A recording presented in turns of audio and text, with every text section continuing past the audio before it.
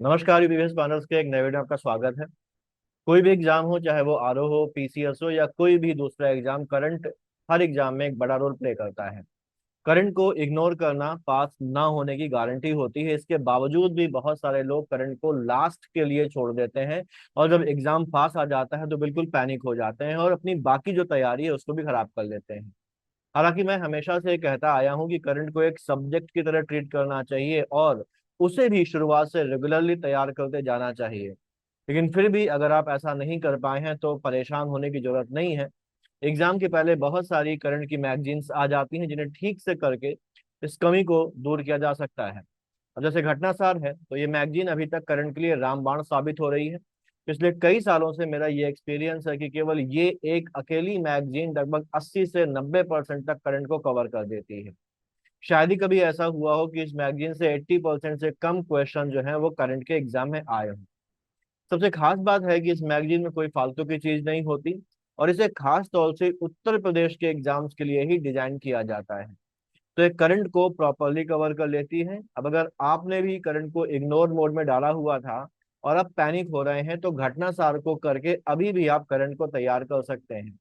वहीं अगर आप करंट को पहले से तैयार करके बैठे हुए हैं तो भी आपको घटना सार कर लेनी जरूरी है, क्योंकि घटना सार जो है वो एग्जाम ओरिएंटेड है और कई सारे ऐसे उसमें फैक्ट्स होते हैं, ऐसे करंट के पॉइंट्स होते हैं जो एग्जाम के लिए मोस्ट इंपॉर्टेंट है। तो आपने तैयारी अभी तक की हो चाहे ना की हो, घटना सार को कवर करना जरूरी होता है।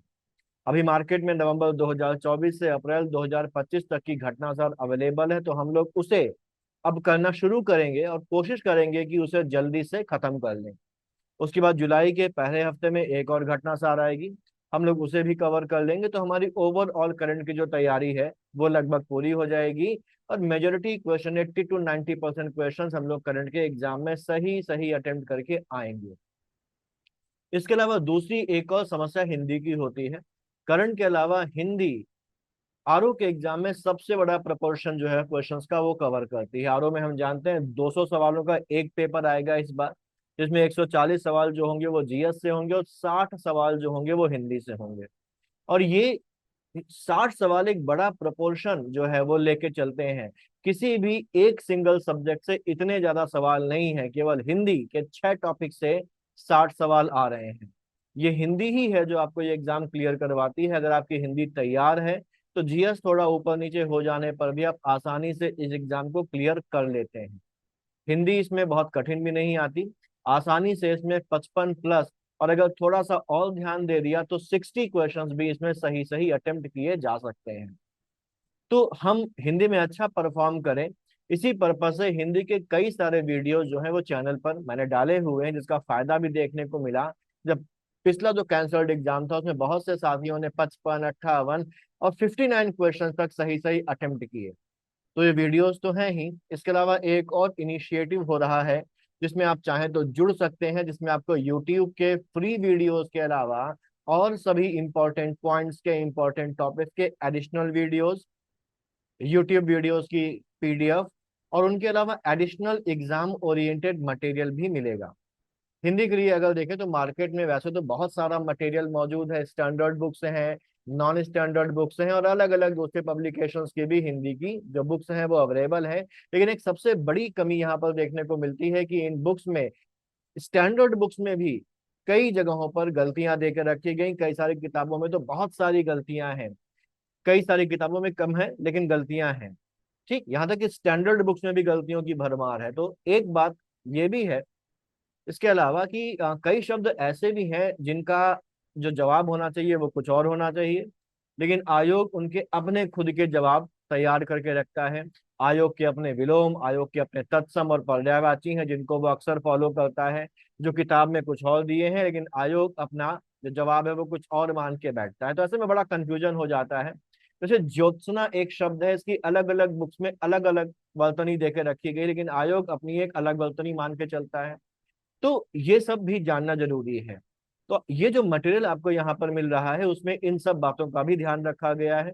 जो भी मटेरियल आपको दिया जाएगा वो पूरी तरीके से एररलेस है।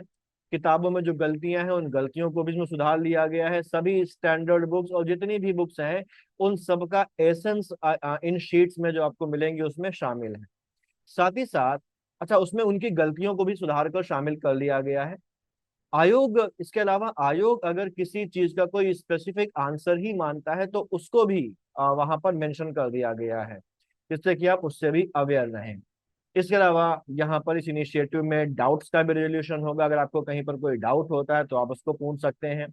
टेस्ट भी इसमें शामिल है, लगभग 18 टेस्ट यहाँ पर इंक्लूड किए गए हैं। ये टेस्ट जो है ये नॉर्मल टेस्ट नहीं है, बल्कि इन टेस्ट में उन पॉइंट्स को शामिल किया गया है जो एग्जाम में आपको सबसे ज्यादा कंफ्यूज करते हैं, जहां पर आयोग आपको सबसे ज्यादा घुमा देता है, या वो टॉपिक्स, वो पॉइंट्स, वो शब्द जिनको लोग सबसे ज्यादा गलत करते हैं। इन टेस्ट को अटेम्प्ट करके आप उन गलतियों को, उन कंफ्यूजन्स को आप पहले ही जान जाएंगे, उनसे पहले ही अवेयर हो जाएंगे, जो आप एग्जाम में कर सकते हैं। 18 टेस्ट में, हर टेस्ट में 60 जो क्वेश्चन है उनके हिसाब से टोटल लगभग ऐसे 1100 पॉइंट्स को कवर किया गया है, जो कंफ्यूज करते हैं, जो एग्जाम में आपकी परफॉर्मेंस को प्रभावित कर सकते हैं। ठीक, तो ये टेस्ट बहुत इंपॉर्टेंट है। इन टेस्ट में अगर आप 50 के आसपास का भी स्कोर कर रहे हैं तो ये मान के चलिए कि रियल एग्जाम में आप 55 प्लस के स्कोर के बराबर पहुंचेंगे। फीस भी इसकी बहुत ज्यादा नॉमिनल है, हर कोई इसको ज्वाइन कर सकता है। इतनी फीस नहीं है कि आपको सोचना पड़े, और इतनी फीस में अगर एग्जाम में आप अच्छा परफॉर्म कर सकते हैं तो ये ना के बराबर है। ठीक, तो अगर आप इस इनिशिएटिव से जुड़ना चाहते हैं तो नीचे दिए गए नंबर पर एक मैसेज करके इसकी डिटेल ले सकते हैं। ध्यान रखिए, हिंदी ही आपको एग्जाम पास कराएगी, तो हिंदी में मजबूती लानी जरूरी है। एक बात और, यहाँ पर कोई ऐप नहीं है, सब कुछ व्हाट्सएप पर चलेगा। आपको सारा मटेरियल, वीडियोस और टेस्ट के लिंक्स जो भी होंगे वो सब व्हाट्सएप पर ही मिल जाएंगे। टेस्ट का आपको सॉल्व पीडीएफ भी मिल जाएगा, जिससे आप उसकी बाद में प्रैक्टिस कर सकते हैं। टेस्ट ऑनलाइन होंगे, विद नेगेटिव मार्किंग मार्किंग होंगे, और फुल लेंथ टेस्ट होंगे। सेगमेंटल टेस्ट भी हैं, और जो एक असॉर्टेड टेस्ट होता है वो भी। ठीक है, तो ये तो बात हो गई हिंदी के लिए इनिशिएटिव की। अब बात कर लेते हैं करंट की, और अपनी घटना सार की स्टडी आज से हम लोग अब शुरू करते हैं। तो जो हमारे पास पहला जो घटना सार का ये जो पॉइंट है, अच्छा इसके पहले मैं एक बात आपको बता दूं कि जो डेली करंट का वीडियो आ रहा था वो भी एक दो दिन में आना शुरू हो जाएगा।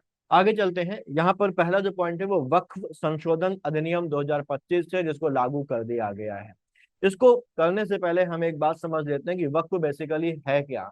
तो वक्फ क्या है? वक्फ एक इस्लामी सिस्टम है, मुस्लिम धर्म का एक सिस्टम है, जिसमें इसको हम ट्रस्ट की तरह समझ सकते हैं, जिसमें कोई पर्सन अपनी जो प्रॉपर्टी है, यानी कि जो संपत्ति है, जैसे जमीन हो गई, उसी कोई मकान, दुकान या नगद पैसे को किसी धार्मिक, समाज सेवा या जन कल्याण के ऑब्जेक्टिव से परमानेंटली दान कर देता है। तो ये जो दान की गई संपत्ति है, दान की गई प्रॉपर्टी है, इसका इस्तेमाल जो है वो फिर मस्जिदों को, मदरसों, कब्रिस्तानों, स्कूलों, अस्पतालों या गरीबों की मदद के लिए ही इसका इस्तेमाल जो है वो यहाँ पर किया जा सकता है। इसको एक एग्जांपल से समझते हैं कि अगर कोई पर्सन अपनी जमीन को ये कहकर दान कर देता है कि यह जमीन हमेशा के लिए मस्जिद की हो जाएगी, और इसका इस्तेमाल किसी पर्सनल बेनिफिट के लिए, पर्सनल यूज के लिए, निजी लाभ के लिए नहीं किया जाएगा, तो फिर वो जमीन क्या बन जाएगी? वो जमीन एक वक्फ प्रॉपर्टी बन जाएगी, वक्फ संपत्ति बन जाएगी। ठीक, जब कोई भी प्रॉपर्टी वक्फ संपत्ति बन जाती है तो उस वक्फ संपत्ति को ना तो बेचा जा सकता है, ना खरीदा जा सकता है, और ना ही किसी को गिफ्ट किया जा सकता है। और ऐसी जो संपत्ति होगी वह हमेशा के लिए धर्म और समाज की सर्विस में ही लग जाती है। ये जो वक्फ प्रॉपर्टी होती है इसका मैनेजमेंट कौन करता है? तो उसका मैनेजमेंट वक्फ बोर्ड के द्वारा किया जाता है, या कोई मैनेजर इसका अपॉइंट कर दिया जाता है, प्रबंधक अपॉइंट कर दिया जाता है, और ऐसे प्रबंधक को बोला जाता है मुतवल्ली। तो वक्फ बोर्ड या मुतवल्ली इसका मैनेजमेंट करता है। 1995 का जो वक्फ अधिनियम है उसके तहत इसका जो अरेंजमेंट है वो किया गया है। यहाँ पर 2025 का एक अमेंडमेंट एक्ट आया है, उसको हम लोग यहाँ पर देखेंगे। बहुत ज्यादा इंपॉर्टेंट है ये, इस पर क्वेश्चन आपको मिलने के चांसेस बहुत ज्यादा हैं। यहाँ पर अगर देखा जाए तो यहाँ ये कहा जा रहा है कि संसद में पारित वक्फ संशोधन विधेयक 2025, इसको उम्मीद विधेयक के नाम से भी जाना जाता है। उम्मीद का फुल फॉर्म है UMEED। इसका जो फुल फॉर्म है वो यहीं पर देके रखा गया है। इसका नाम है हिंदी में एकीकृत वक्फ प्रबंधन, सशक्तिकरण, दक्षता और विकास अधिनियम। ठीक है ना, ये उम्मीद का फुल फॉर्म है। और उम्मीद विधेयक किसी को कहा जाता है। 5 अप्रैल 2025 को राष्ट्रपति की मंजूरी इसको मिल गई है, ध्यान रखिएगा। लोकसभा में इस बिल को पास किया गया 2 अप्रैल को, 3 अप्रैल को यह बिल राज्यसभा में पास हुआ है और 5 अप्रैल को राष्ट्रपति की मंजूरी मिलने के बाद ये बन गया है एक्ट। लेजिस्लेटिव प्रोसेस आपको पता होगा कि लेजिस्लेटिव प्रोसेस को फॉलो करके बिल बनाया जाता है, जिसमें संसद के दोनों सदनों में उसे पास होना जरूरी होता है। और उसके बाद जब राष्ट्रपति उसको मंजूरी दे देता है तब वो बिल क्या बन जाता है, वो बिल एक अधिनियम बन जाता है, कानून बन जाता है और लागू हो जाता है। तो ये 3 तारीखें भी आपको ध्यान रखनी है। यहाँ पर इस बिल में कई सारे डिस्प्यूट्स भी, कई सारे विवाद भी आ रहे थे। जैसे हमारे पास जो फंडामेंटल राइट्स है उसमें रिलीजियस अफेयर्स से रिलेटेड भी एक फंडामेंटल राइट्स हमको देके रखे गए आर्टिकल 25 और आर्टिकल 26 में, जिसमें ये है कि right to manage religious affair यानी कि धार्मिक मामलों के प्रबंधन का अधिकार देके रखा गया है। तो यहाँ पर कुछ जो मुस्लिम संस्थाएं हैं, कुछ पॉलिटिकल पार्टीज हैं, वो ये कहकर इस बिल का विरोध कर रही थी कि ये मुस्लिमों के धार्मिक मामलों में सरकार का हस्तक्षेप है, जो कि नहीं होना चाहिए। मामला सुप्रीम कोर्ट तक गया था और सुप्रीम कोर्ट ने कहा था कि भाई जो सरकार है उसको एक सीमित हस्तक्षेप करने की अनुमति है, और उसी आधार पर ये जो वक्फ एक्ट है ये यहाँ पर ले आया गया है। मतलब भर की चीजें पढ़ेंगे, फालतू चीजें नहीं पढ़ेंगे। प्राइमरी, सेकेंडरी, टर्शरी और क्वार्टरनरी इंफॉर्मेशन भी हम लोग कवर करेंगे, लेकिन वही जो हमारे एग्जाम के लिए जरूरी है। बहुत सी चीजें ऐसी बुक्स में देकर रखी गई होती है, मैगजीन में, इसमें भी देकर रखी गई हैं जो हमारे एग्जाम के लिए उतनी इंपॉर्टेंट नहीं है, उनको हम लोग फिल्टर आउट कर देंगे। तो यहाँ पर ध्यान रखिएगा, आपको उतना ही पढ़ना है जितना मैं मार्क करता जा रहा हूँ, जितना मैं बताता जा रहा हूँ, फालतू चीजें नहीं पढ़नी है। क्योंकि क्या पढ़ना है उससे ज्यादा ये जानना जरूरी होता है कि क्या नहीं पढ़ना है। इसी को तो स्मार्ट स्टडी बोलते हैं, ठीक है ना। तो ये जो एक्ट है इसको लाने का ऑब्जेक्टिव क्या है?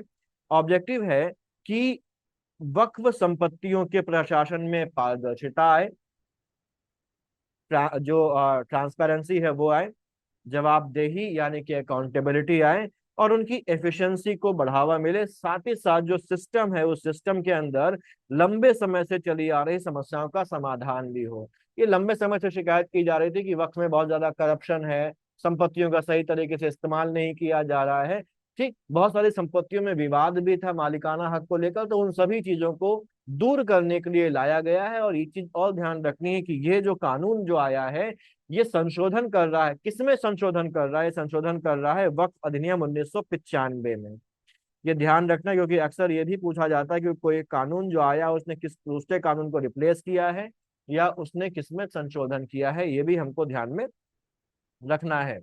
2024 में इस बिल को पेश किया गया था, और इस बिल को पेश करने के बाद इसको एक ज्वाइंट पार्लियामेंट्री कमेटी, संयुक्त संसदीय समिति के पास भेजा गया। ये एक नॉर्मल प्रोसेस है, और अक्सर संसद में पेश होने वाले बिलों को संयुक्त संसदीय समिति के पास भेज दिया जाता है, जहां पर उस पर विचार विमर्श होता है, देखा जाता है कि बिल में कहीं किसी सुधार की जरूरत तो नहीं है।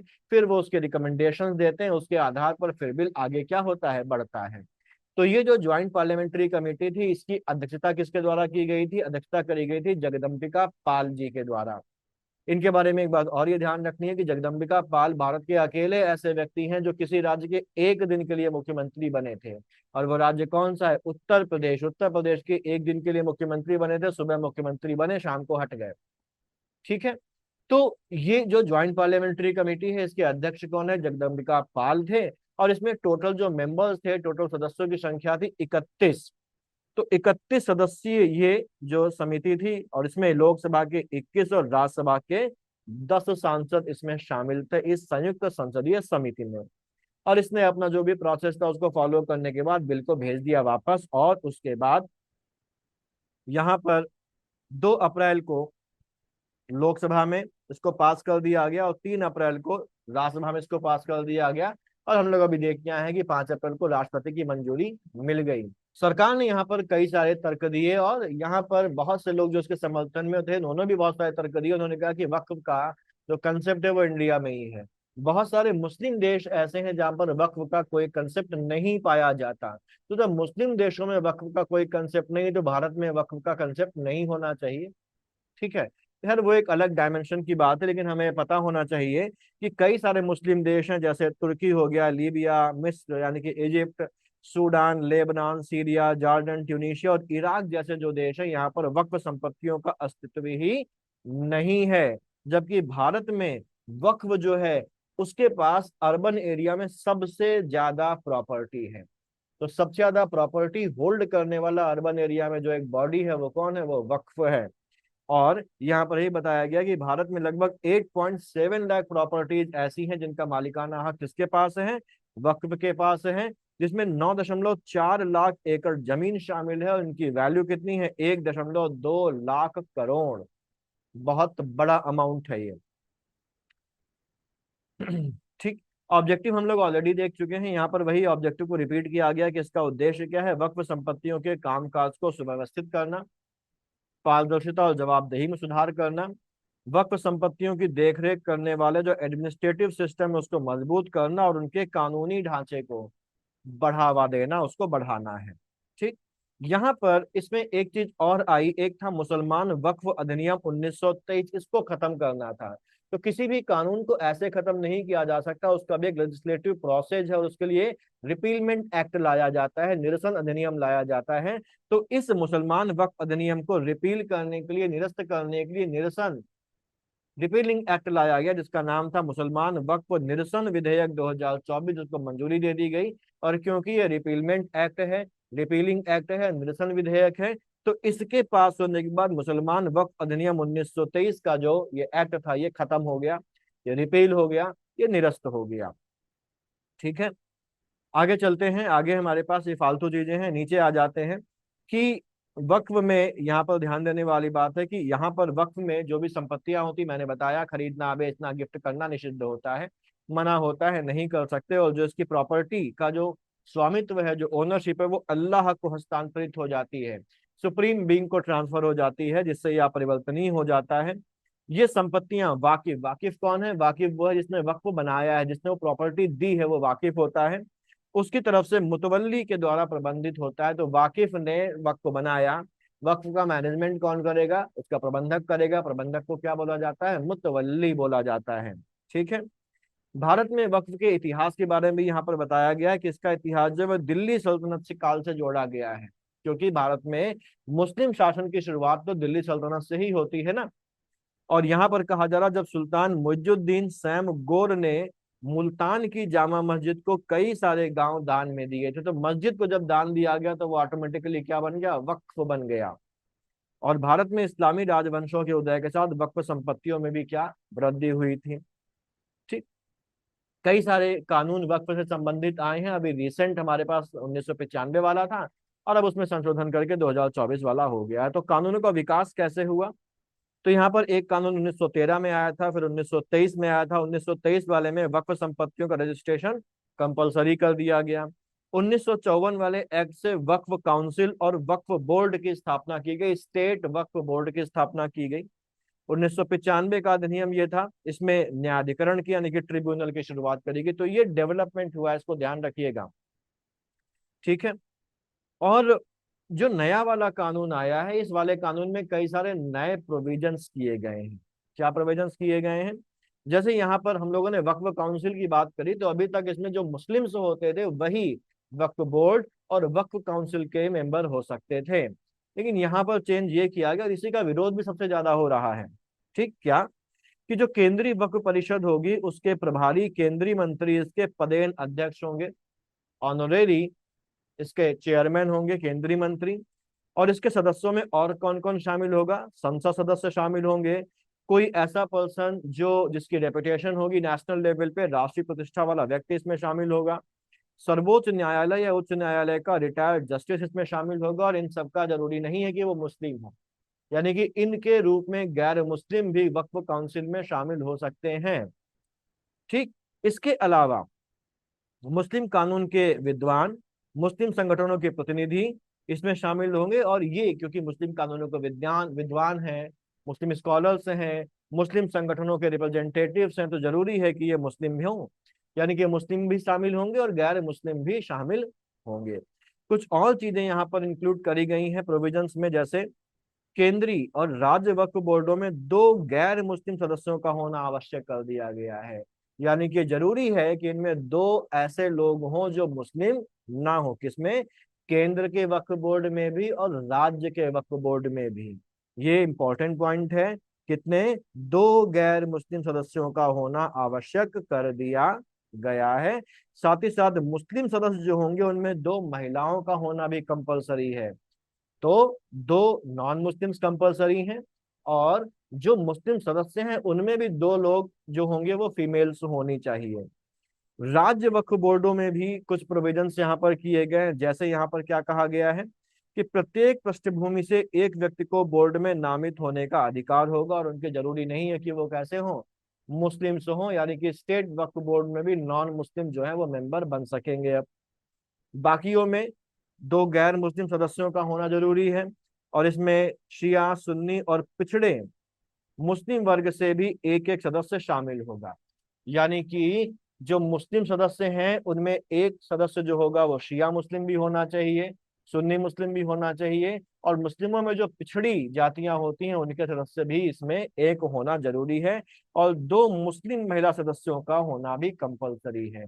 एक बैलेंस बना रहे समाज के, मुस्लिम समाज के भी सभी वर्गों का प्रतिनिधित्व इसमें होता रहे, तो ये चीजें यहाँ पर डाली गई हैं। महिलाओं का रिप्रेजेंटेशन भी हो, शियाओं का रिप्रेजेंटेशन भी हो, सुन्नियों का रिप्रेजेंटेशन भी हो, और जो जो हमारे पास पिछड़ा वर्ग है मुस्लिमों का उनका रिप्रेजेंटेशन भी इसमें हो, इसीलिए सारे प्रोविजंस यहाँ पर किए गए हैं। ट्रिब्यूनल में भी यहाँ पर चेंज किया गया है। पहले जो वक्फ ट्रिब्यूनल होता था, वक्फ से संबंधित जो भी विवाद होते थे, डिस्प्यूट्स होते थे, उनका जो भी निपटारा, सेटलमेंट वगैरह होता था वो वक्फ ट्रिब्यूनल के द्वारा किया जाता था। और वक्फ ट्रिब्यूनल जो भी यहाँ पर निर्णय देता था, वो निर्णय जो होता था वो अपील उस पर नहीं की जा सकती थी। वो फाइनल होता था, कॉन्क्लूसिव होता था, अंतिम होता था, आपको मानना कंपलसरी होता था। आप उससे सहमत हो चाहे ना सहमत हो, अपील करने की अनुमति वहां पर नहीं थी, अपील करने का अधिकार नहीं था। लेकिन अब यहाँ पर चेंज कर दिया गया है, और ये कहा गया है कि वक्फ ट्रिब्यूनल के अगर किसी निर्णय से आप सहमत नहीं है तो आप उसके खिलाफ 90 दिन के अंदर जो है वो अपील भी कर सकते हैं। ठीक, तो यहाँ पर न्यायाधिकरण ट्रिब्यूनल के आदेशों के विरुद्ध अपील की जा सकती है, जबकि पूर्ववर्ती अधिनियम यानी कि जो पिछला जो अधिनियम था 1995 तक वाला, उसमें कोई अपील नहीं की जा सकती थी। और जो नया विधेयक है वह ट्रिब्यूनल यानी कि न्यायाधिकरण के निर्णयों के विरुद्ध 90 दिनों के अंदर हाई कोर्ट में अपील की अनुमति देता है। इंपॉर्टेंट पॉइंट है, ध्यान रखना है आपको इससे। इसके अलावा नए बिल में मुस्लिम कानून के विशेषज्ञ को हटा दिया गया है और जिला न्यायालय के न्यायाधीश को अध्यक्ष बनाया गया है। अभी तक ट्रिब्यूनल में मुस्लिम कानून का जो विद्वान होता था वो अध्यक्ष बनाया जाता था, लेकिन अब इसका अध्यक्ष जो होगा ट्रिब्यूनल का, वक्फ ट्रिब्यूनल का, वो मुस्लिम कानून का जानकार या विद्वान नहीं, बल्कि जो जिला न्यायालय होगा उसका जो न्यायाधीश होगा वो यहाँ पर इसको लीड करेगा, वो इसका अध्यक्ष होगा। ठीक, साथ ही साथ वक्फ संपत्तियों के सर्वे और उनके डिटर्मिनेशन के लिए, ये बताने के लिए कि भाई ये प्रॉपर्टी वक्फ है या नहीं, ये तो निर्धारण होता है, और उनकी देखरेख के लिए अभी तक सर्वे कमिश्नर नाम का एक पद होता था, और अब सर्वे कमिश्नर को हटा दिया गया है, और उसकी जगह पर ये सारे काम जो है वो सौंप दिए गए हैं डिस्ट्रिक्ट कलेक्टर को या किसी सीनियर ऑफिसर को, जिसको कौन नॉमिनेट करेगा, जिसको कौन अपॉइंट करेगा, डिस्ट्रिक्ट कलेक्टर अपॉइंट करेगा, उसको नियुक्त करने का प्रावधान यहाँ पर किया गया है। जैसा हम लोगों ने अभी देखा था कुछ देर पहले कि वक्फ की संपत्तियों पर कई बार मालिकाना हक का विवाद होता है। ठीक, तो इन विवादों के निपटारे की भी बात कही गई है। यहाँ पर ये कहा गया है कि वक्फ के रूप में पहचानी गई कोई भी सरकारी संपत्ति वक्फ नहीं रहेगी। तो अगर कोई सरकारी संपत्ति है जो वक्फ में आ रही है तो वो वक्फ नहीं मानी जाएगी। मतलब ये है कि कोई भी सरकारी गवर्नमेंट प्रॉपर्टी वक्फ का पार्ट नहीं होगी। स्वामित्व विवादों का समाधान कलेक्टर द्वारा किया जाएगा, और कलेक्टर द्वारा जो राजस्व अभिलेख है उनको भी अपडेट किया जाएगा। मतलब क्या है, मतलब कोई वक्फ की प्रॉपर्टी है जिसमें यह विवाद है कि सरकार कह रही है कि भाई सरकारी प्रॉपर्टी है, और वक्फ कह रहा नहीं है वक्फ की प्रॉपर्टी है। सरकार कह रही है कि सरकारी प्रॉपर्टी है और वो कह रहे हैं कि नहीं ये वक्फ की प्रॉपर्टी। इसका एग्जाम्पल क्या है, जब भारत आजाद हुआ था और पार्टीशन हुआ था तो बहुत सारे लोग चले गए थे भारत छोड़कर, तो उनकी संपत्तियों को शत्रु संपत्ति घोषित कर दिया गया था। उनका जो भी देखभाल है वो सरकार वगैरह के हाथों में रहता था। तो अगर ऐसी कोई संपत्ति वक्फ में है तो फिर यहाँ पर विवाद होगा। ठीक, मेन बात यह है कि विवाद है कि वक्फ की संपत्ति है या सरकार की संपत्ति है, तो इसका निपटारा किया जाएगा, और इसका निपटारा करने का अधिकार किसका है, इसका समाधान कलेक्टर के द्वारा किया जाएगा, और उसके बाद जब निपटारा हो जाएगा तो भी जो जो भी रेवेन्यू डॉक्यूमेंट्स होंगे, रेवेन्यू रिकॉर्ड्स होंगे, उनको जो कलेक्टर है वो ही क्या करेगा, उसको अपडेट करेगा। अब यहाँ पर वक्फ की जो प्रॉपर्टीज होती हैं, जैसे मान लीजिए किसी दुकान वगैरह को, किसी प्रॉपर्टी वगैरह को वक्फ कर दिया गया, तो उससे इनकम होती है, और उस इनकम का ही इस्तेमाल किया जाता है गरीबों की सेवा, एजुकेशनल इंस्टीट्यूशंस को चलाने, अस्पताल मदरसे वगैरह के लिए। तो यहाँ पर ये कहा गया है कि अगर कोई ऐसी वक्फ संस्था है जिसकी जो आय है वो 1 लाख रुपए से ज्यादा है, तो इसका ऑडिट किया जाएगा, और इसका ऑडिट कौन करेगा, राज्य प्रायोजित लेखा परीक्षकों के द्वारा इसका ऑडिट किया जाएगा। यानी कि स्टेट स्पॉन्सर्ड, यानी कि राज्य कहेगा कि भाई हम ये ऑडिटर भेज रहे हैं, इसके द्वारा ऑडिट किया जाएगा। ठीक, लेखा परीक्षक मतलब ऑडिटर होगा। जो सेंट्रल गवर्नमेंट होगी वो कैग यानी कि नियंत्रक, महालेखा परीक्षक, कंट्रोलर, ऑडिटर जनरल, या किसी दूसरे उसके द्वारा नॉमिनेटेड ऑफिसर से ऑडिट कराने का उसके पास अधिकार है। किसके पास, केंद्र सरकार के पास। इसका उन वक्फ संस्थाओं का, उन वक्फ ऑर्गेनाइजेशन का जिनकी आय जो है वो 1 लाख रुपए से ज्यादा है। ठीक, यहाँ पर इसकी बेहतर कार्यकुशलता और ट्रांसपेरेंसी के लिए एक सेंट्रलाइज्ड पोर्टल शुरू किया जाएगा, जिससे इसका जो एसेट मैनेजमेंट और संपत्ति प्रबंधन हो वो बेहतर तरीके से हो सके।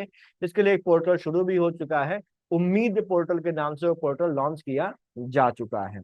ठीक, अगली चीज यहाँ पर है कि कोई भी पर्सन वक्फ में अपनी जो प्रॉपर्टी है वो कब कन्वर्ट कर सकता है, कब ट्रांसफर कर सकता है। तो यहाँ पर कोई भी व्यक्ति 5 सालों से अगर मुस्लिम धर्म का पालन कर रहा है, तभी वो अपनी प्रॉपर्टी को वक्फ में कन्वर्ट कर सकता है, वक्फ में ट्रांसफर कर सकता है। तो 5 सालों का ये जो प्रैक्टिस ऑफ इस्लाम है ये जरूरी यहाँ पर कर दिया गया है। तो नए कानूनी प्रावधान के अनुसार धार्मिक आस्था रखने वाले मुसलमान कम से कम 5 वर्ष तक इस्लाम धर्म का अमल करने के बाद ही अपनी संपत्ति वक्फ को समर्पित कर सकते हैं। महिलाओं को वक्फ घोषणा से पहले उत्तराधिकार प्राप्त करना होगा, यानी कि जब उनके पास सक्सेशन के थ्रू कोई प्रॉपर्टी आ जाएगी तभी वो उसको वक्फ में ट्रांसफर कर सकती हैं। ऐसे ही विधवाओं, तलाकशुदा महिलाओं और अनाथों के लिए भी इस एक्ट में स्पेशल प्रोविजन जो है वो डाले गए हैं।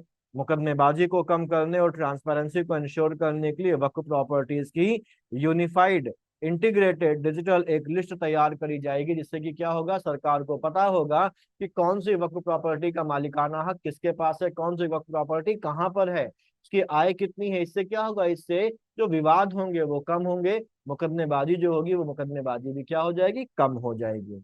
ठीक, बाकी चीजें यहाँ पर हमारे मतलब की नहीं। एक चीज यहाँ पर और छूट देख लेते हैं, जैसे यहाँ पर भारत में सर्वाधिक वक्फ संपत्ति वाला जो राज्य है वो कौन सा है, कौन सा राज्य जिसमें सबसे ज्यादा वक्फ प्रॉपर्टीज है, तो वह है उत्तर प्रदेश।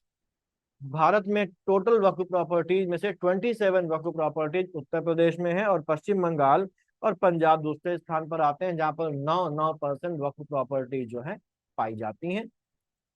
इसके बाद यहाँ पर आगे चलते हैं। अगला पॉइंट हमारे पास है वैश्विक नेटवर्क तत्परता सूचकांक 2025।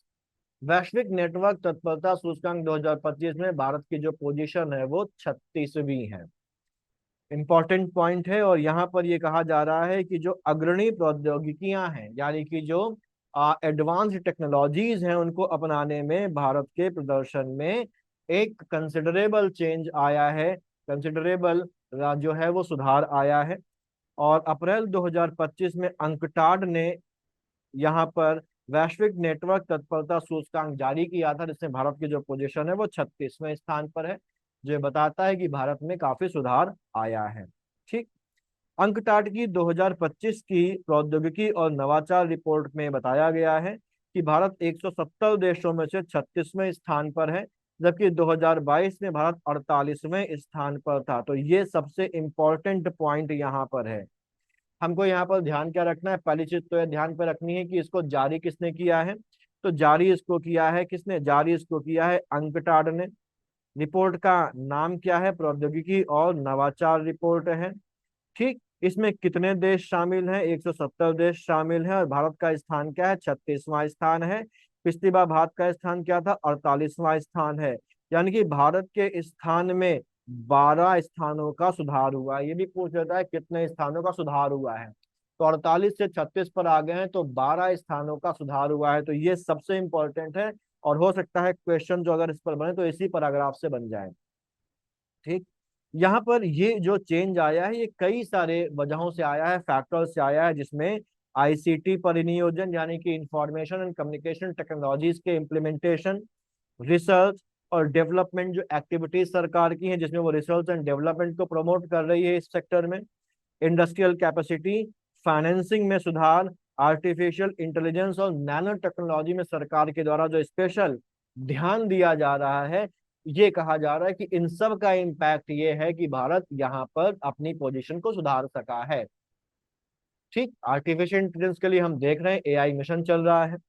ठीक, यहाँ पर आगे अगर देखें तो कौन सी चीजों के बेसिस पर यहाँ पर मूल्यांकन होता है, इवैल्यूएशन होता है, रैंकिंग कैसे तैयार करी जाती है। तो ये जो सूचकांक है, ये जो इंडेक्स है, ये सूचना और संचार प्रौद्योगिकी यानी कि इंफॉर्मेशन कम्युनिकेशन टेक्नोलॉजी की तैनाती, इस कौशल यानी कि जो स्किल है, अनुसंधान और विकास यानी कि रिसर्च एंड डेवलपमेंट, औद्योगिक क्षमता यानी कि इंडस्ट्रियल कैपेबिलिटी, और फाइनेंस तक पहुंच यानी कि जो अवेलेबिलिटी ऑफ फाइनेंस है, इन सभी जो फैक्टर्स है उनको कंसिडर करते हुए यहाँ पर देशों को इवेल्युएट करती है और उनकी रैंकिंग यहाँ पर डिसाइड की जाती है।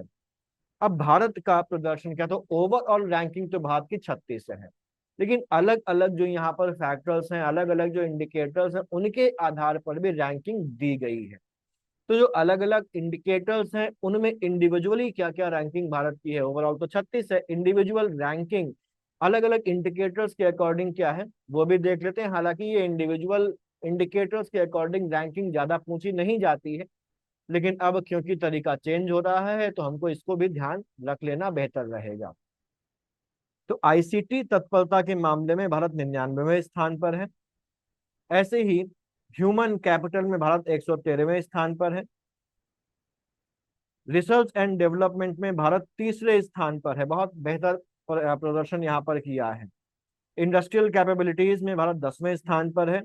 फाइनेंस तक भारत की रीच में, फाइनेंस तक भारत की पहुंच में भारत 70वें स्थान पर, जो दिखाता है कि जो वित्तीय बुनियादी ढांचा है, फिनेंशियल इंफ्रास्ट्रक्चर, उसमें भारत में वृद्धि की संभावना है। ठीक, भूटान, मोरक्को, मोल्दोवा और तिमोर लेस्टे के साथ भारत ने ह्यूमन कैपिटल डेवलपमेंट में प्रोग्रेस करी है, जिसका मेन कारण क्या है, स्कूली शिक्षा के वर्षों में वृद्धि और उच्च कौशल रोजगार, यानी कि स्कूल्स का ड्रॉप आउट रेशियो कम हुआ है, लोग ज्यादा समय तक स्कूल्स में पढ़ाई कर रहे हैं, इससे क्या हो रहा है, एजुकेशन बढ़ रही है, और इसी का असर है कि यहाँ पर भारत जो है वो ह्यूमन कैपिटल भारत की बढ़ रही है, बेहतर हो रही है। ठीक, भारत में ये कहा जा रहा है कि एआई से संबंधित जो वैज्ञानिक ज्ञान है उसमें मजबूत योगदान, और डेवलपर जो कम्युनिटी है वो भारत में लगातार बढ़ती जा रही है। डेवलपर कौन है, डेवलपर वो हैं जो प्रोग्राम्स बनाते हैं, कोड बनाते हैं, सॉफ्टवेयर बनाते हैं। ठीक, प्रोग्रामर्स होते हैं जो कोड लिखते हैं, उनको डेवलपर्स कहा जाता है। तो यहाँ पर डेवलपर कम्युनिटी बढ़ रही है, और इसी के साथ साथ भारत में आर्टिफिशियल इंटेलिजेंस को भी रिकॉग्निशन बहुत तेजी से मिलती हुई चली जा रही है। और अभी एक रिसर्च आई थी, उसमें ये बताया गया था कि चैट जीपीटी का सबसे ज्यादा इस्तेमाल करने वाले देशों में भारत शामिल है। यहाँ पे कहा जा रहा है कि भारत में 13 मिलियन डेवलपर्स हैं, जो गिट हब डेवलपर्स के मामले में यूएसए के बाद पूरी दुनिया में दूसरे स्थान पर है। 13 मिलियन डेवलपर हैं, और गिट हब डेवलपर्स के मामले में पूरी दुनिया में दूसरे स्थान पर है। नंबर 1 पर कौन है, नंबर 1 पर यूएसए है। अब ये गिट हब डेवलपर्स क्या होते हैं, तो गिट हब डेवलपर बेसिकली उन प्रोग्रामर्स को, प्रोग्रामर्स मतलब कोड लिखने वाले लोगों को कहते हैं। एक वेबसाइट है, इसका नाम है गिट हब, जो इस गिटहब नाम की वेबसाइट या प्लेटफॉर्म पर अपने प्रोजेक्ट्स को, अपने कोड्स को, अपने सॉफ्टवेयर को दूसरों के साथ साझा करते हैं, दूसरों के कोड्स पर भी काम करते हैं, और एक टीम के रूप में मिलकर सॉफ्टवेयर को डेवलप करते हैं। ठीक, गिटहब बेसिकली क्या है, एक ऑनलाइन प्लेटफॉर्म या वेबसाइट है जहां पर प्रोग्रामर्स अपने कोड को स्टोर करते हैं, साझा करते हैं, एक दूसरे के साथ कोलैबोरेट करके सॉफ्टवेयर का डेवलपमेंट करते हैं। ठीक, तो ये गिट हब में ये जो सॉफ्टवेयर डेवलपर्स हैं उनकी लिस्ट यहाँ पर है, जो कि भारत दुनिया में दूसरे स्थान पर है। ठीक, देश जनरेटिव आर्टिफिशियल इंटेलिजेंस परियोजनाओं में भी महत्वपूर्ण योगदान कर रहा है। 2023 में 1.4 बिलियन अमेरिकी डॉलर के साथ आर्टिफिशियल इंटेलिजेंस में निजी निवेश के मामले में विश्व स्तर पर भारत 10वें स्थान पर है, जो चीन और संयुक्त राज्य अमेरिका के बाद है। ठीक, ये भी इंपॉर्टेंट है कि भारत जो है वो आर्टिफिशियल इंटेलिजेंस से रिलेटेड, खासतौर से जनरेटिव एआई से रिलेटेड जो उसमें इन्वेस्टमेंट है उसमें दुनिया में कौन से स्थान पर और वो कितना है, तो इसको ध्यान रखना है। आगे चलते हैं। न्यूजीलैंड के प्रधानमंत्री की भारत यात्रा। न्यूजीलैंड हम जानते हैं पैसिफिक ओशन में मौजूद एक देश है, ऑस्ट्रेलिया के साउथ में मौजूद एक देश है, जो दो मेन आइलैंड से बना हुआ है, नॉर्थ आइलैंड और साउथ आइलैंड। ठीक, यहाँ पर न्यूजीलैंड के प्रधानमंत्री जिनका नाम है आरटी ऑन क्रिस्टोफर लक्सन, ये 16 से 20 मार्च 2025 तक भारत की यात्रा पर रहे हैं। ये भारत की उनकी पहली यात्रा है, प्रधानमंत्री नरेंद्र मोदी के निमंत्रण पर वो भारत आए हैं। तो नाम ध्यान रखना है, अब कहाँ के प्रधानमंत्री हैं और भारत में कब आए हैं, क्योंकि ये इतिहास रहा है यूपीपीसीएस का कि उसने महीने का नाम देकर पूछ लिया है कि भाई यहाँ पर कौन अंतरराष्ट्रीय व्यक्ति भारत की यात्रा पर रहा है या कौन राष्ट्राध्यक्ष भारत की यात्रा पर रहा है। तो न्यूजीलैंड के ये जो राष्ट्रपति प्रधानमंत्री हैं आरटी ऑन क्रिस्टोफर लक्सन, ये मार्च 2025 में भारत की यात्रा पर थे। ठीक है, रायसीना डायलॉग 2025 चल रहा था, उसमें आए हैं। रायसीना डायलॉग हम जानते हैं कि हमारे पास एक जियो पॉलिटिकल एक प्लेटफॉर्म है जिसमें दुनिया के अलग अलग लोग आकर बातचीत करते हैं। सिंगापुर में होने वाले शांग्रीला डायलॉग की तर्ज पर ये होता है। शांग्रीला डायलॉग का नाम उस होटल के नाम पर पड़ा है जिस होटल में वो होता है, शांग्रीला होटल के नाम पर, और उसी के तर्ज पर रायसीना डायलॉग भारत में आयोजित किया जाता है और रायसीना हिल्स के इलाके में ये होता है, इसीलिए इसको रायसीना डायलॉग कहा जाता है। तो ये रासीना डायलॉग के 10वें संस्करण में मुख्य अतिथि के रूप में यहाँ पर पार्टिसिपेट करने के लिए आए थे।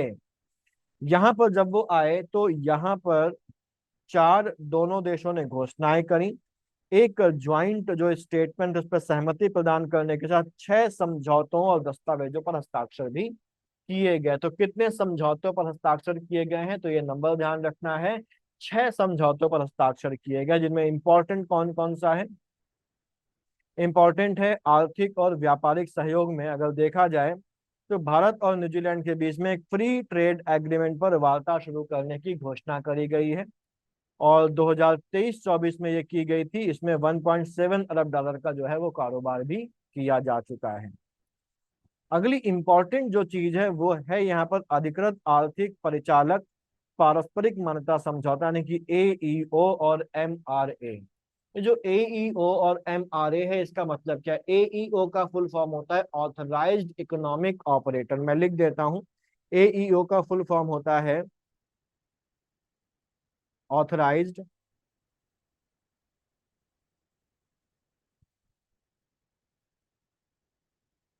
इकोनॉमिक ऑपरेटर, एईओ यानी कि प्राधिकृत आर्थिक संचालक। तो ये एईओ क्या है। एईओ एक ऐसा सर्टिफिकेशन होता है जो सरकार के द्वारा उन व्यापारिक संगठनों को दिया जाता है जो वैधानिक है, यानी कि लीगल है, सेफ हैं और भरोसेमंद व्यापारिक प्रक्रिया को अपनाते हैं। खासतौर से कोई एक्सपोर्टर है, कोई इंपोर्टर है, कोई कस्टम एजेंट है या कोई लॉजिस्टिक कंपनी है, उनको ये एईओ प्रमाणन दिया जाता है कि वो भरोसेमंद है। ऑब्जेक्टिव क्या है। ऑब्जेक्टिव ये है कि कस्टम्स का जो प्रोसेस है उसको तेज, पारदर्शी यानी कि ट्रांसपेरेंट और रिलायबल बनाना, जिससे कि जो एक लीगल ट्रेड है उसको बढ़ावा दिया जा सके। फायदा इसका क्या होता है। फायदा ये होता है कि ऐसे लोगों को जिनको एईओ सर्टिफिकेशन मिला है उनको सीमा शुल्क यानी कि कस्टम जो क्लियरेंस है उसमें उनको प्राथमिकता दी जाती है। उनके जांच पड़ताल कम की जाती है क्योंकि वो भरोसेमंद है, कम दस्तावेजों की जांच की जाती है। ठीक, और उनको लीस्ट रिस्की की कैटेगरी में शामिल किया जाता है, बात वही, क्योंकि वो भरोसेमंद है। इंटरनेशनल लेवल पर उन पर ज्यादा, उन पर उनकी जो विश्वसनीयता है वो हो जाती है। ठीक है, तो यहाँ पर भारत के केंद्रीय अप्रत्यक्ष यानी कि जो इनडायरेक्ट टैक्स है और जो सीमा शुल्क बोर्ड है और न्यूजीलैंड के सीमा शुल्क सेवा के बीच में एईओ एमआरए समझौते पर हस्ताक्षर किया गया। इससे कि दोनों देशों के बीच में व्यापार में क्या हो जाएगी, आसानी हो जाएगी, क्योंकि ये लाभ हम लोगों ने अभी देखे। ठीक, एम आर ए भी यहाँ पर है, तो एम आर ए जो दूसरा पार्ट इसका है उसको भी हम लोग देख लेते हैं। एम आर ए बेसिकली क्या होता है। एम आर ए का जो फुल फॉर्म होता है वो होता है म्यूचुअल रिकॉग्निशन अरेंजमेंट या एग्रीमेंट। MRA क्या है? म्यूचुअल रिकॉग्निशन अरेंजमेंट या एग्रीमेंट। ये क्या है? ये भी एक समझौता होता है जिसमें दो या दो से ज्यादा देशों के जो कस्टम्स डिपार्टमेंट हैं, सीमा शुल्क विभाग हैं, उनके तहत वो एक दूसरे के AEO सर्टिफिकेशन को रिकॉग्निशन देते हैं। यानी कि अगर किसी पर्सन को न्यूजीलैंड ने AEO सर्टिफिकेशन दिया हुआ है तो हम कहेंगे चलो भारत ने भी उसको रिकॉग्नाइज कर दिया, भारत की तरफ से भी उसका उसको AEO सर्टिफिकेशन माना जाएगा। ठीक है, तो ये यहाँ पर हुआ है। इसके अलावा अगर देखा जाए तो बागवानी और वानिकी क्षेत्र में नई जो है पार्टनरशिप्स और एस्टैब्लिश करने के लिए भारतीय कृषि मंत्रालय और न्यूजीलैंड के प्राथमिक उद्योग मंत्रालय के बीच में समझौते वगैरह हुए हैं। ठीक, रक्षा सहयोग समझौते पर हस्ताक्षर किए गए हैं। एक इंपॉर्टेंट चीज है यहाँ पर कि न्यूजीलैंड ने भारत की कंबाइंड मैरीटाइम फोर्सेज में भागीदारी का स्वागत यहाँ पर किया है। और अगली इंपॉर्टेंट चीज है कि न्यूजीलैंड ने भारत की Indo Pacific ocean initiative IPOI में का जो इनिशिएटिव इसमें शामिल होने की इच्छा भी जताई है। गुजरात में जो एक राष्ट्रीय समुद्री विरासत परिसर बनाया जा रहा है, नेशनल मैराइन हेरिटेज कॉम्प्लेक्स जो बनाया जा रहा है गुजरात में, उसमें भी सहयोग के लिए न्यूजीलैंड ने यहाँ पर चर्चा की है, डिस्कशन किया है। ठीक, न्यूजीलैंड ने आपदा प्रतिरोधी बुनियादी ढांचा गठबंधन में शामिल होने की घोषणा भी करी है, इंपॉर्टेंट है ये। साथ ही साथ भारत के अंतर्राष्ट्रीय सौर गठबंधन में भी न्यूजीलैंड की भागीदारी को बढ़ावा देने की बात यहाँ पर करी गई है। ठीक, फिर शिक्षा से संबंध में इंपॉर्टेंट पॉइंट हमारे पास क्या है, यहाँ पर खेल समझौतों पर हस्ताक्षर किया गया जिससे दोनों देशों के बीच 100 सालों की स्पोर्ट्स पार्टनरशिप को और मजबूती मिलेगी। भारत और न्यूजीलैंड के बीच यहाँ पर जो खेल संबंध है वो 1926 से तक का इतिहास हमको यहाँ पर देखने को मिलता है, जब भारतीय हॉकी टीम ने न्यूजीलैंड का दौरा जो है वो किया था। ठीक, यूनाइटेड नेशन सिक्योरिटी काउंसिल में भारत लगातार ये कोशिश कर रहा है कि उसको परमानेंट मेंबर का दर्जा दे दिया जाए, और न्यूजीलैंड ने ये कहा है कि वो भारत की स्थायी सदस्यता के दावे का समर्थन यहाँ पर करेगा। यूनाइटेड नेशन जो सिक्योरिटी काउंसिल है उसमें यहाँ पर बात हुई है। ये इंपॉर्टेंट इंपॉर्टेंट चीजें थी, बाकी उतना इंपॉर्टेंट नहीं है, इतना आपको ध्यान रखना है इसमें। अभी हम लोगों ने रायसीना डायलॉग की बात की थी, और रायसीना डायलॉग को मैंने बताया था कि जियो पॉलिटिकल, जियो इकोनॉमिक ये एक चर्चा है जिसमें दुनिया के अलग अलग देशों के लोग आते हैं और बातचीत करते हैं। इसका जो इसको जो प्रेरणा मिली है वो शांग्रिला डायलॉग से मिली है, जो सिंगापुर में होती है। शांग्रिला डायलॉग का जो नाम पड़ा हुआ है वो उस होटल के नाम पर पड़ा हुआ है जहां पर वो होती है, और वो है शांग्रिला होटल। और उसी तर्ज पर रायसीना डायलॉग भारत में शुरू किया गया है।